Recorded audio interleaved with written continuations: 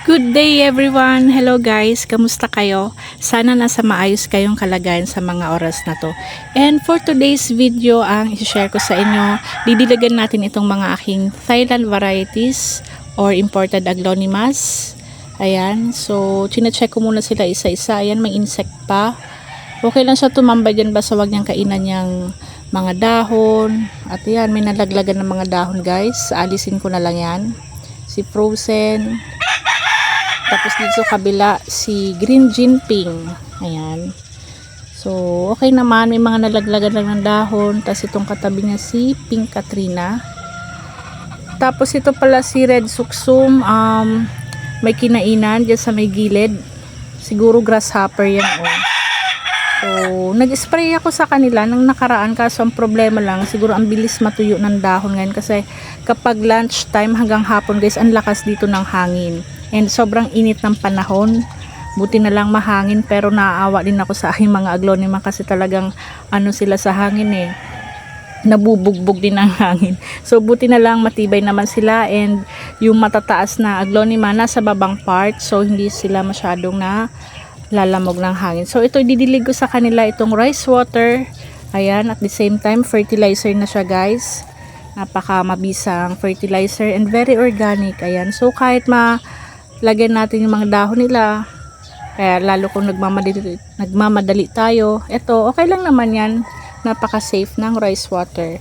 So dapat kagabi pa ako magdidilig. So ngayon guys, 6 AM in the morning.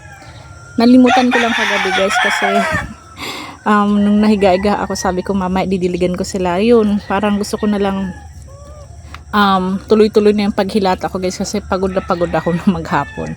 So ito dito si Red Elegance, si Tricolor. Ayan, so gustong-gusto naman nila, and wala naman akong schedule kung kailan ako magdidilig. Kapag ngayong medyo mainit yung panahon, medyo every 3 to 5 days ako nagdidilig. So unti lang. Ito nga si Pink Lipstick, nalilimutan ko dyan sa may likod. Ayun, sabi ko parang matamlo yung dahon. Oo nga pala, hindi ko nadilig nung nakaraan.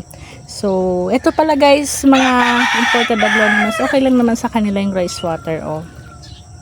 So, kahit paunti-unti lang, basta mabasa lang yung potting mix nila, okay lang naman yan. So, magpapasalamat pala ako sa aking mga new subscriber.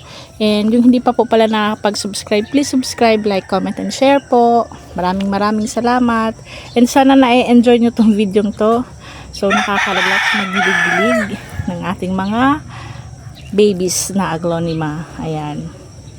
So, ito si Lovebird. Tapos, dito sa kabila, kulang yung isang pitchil. Pero yung hindi ko madidiligan, mamaya na lang silang gabi. So, very organic naman tong dinidilig natin sa kanila. Kaya kahit tamaan yung mga dahon, okay lang naman yan. Oh. Madiligan lang sila ng konti, okay lang yan. Tapos mamayang gabi, sprayan ko sila ng malamig na tubig.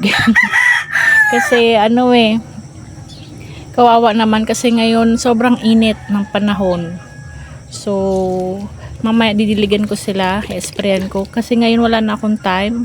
Diniligan ko lang kasi nalimutan ko nga kagabi. Ito si Brilliant Aglonema guys. So, napakaganda. And ipapropagate ko na din yan soon. Ngayon kasi okay pa naman sila. And wala pa kasi akong paglalagyan. So, ayan. Dyan muna sila. So, dito naman sa baba si Silver Frost. Ayan.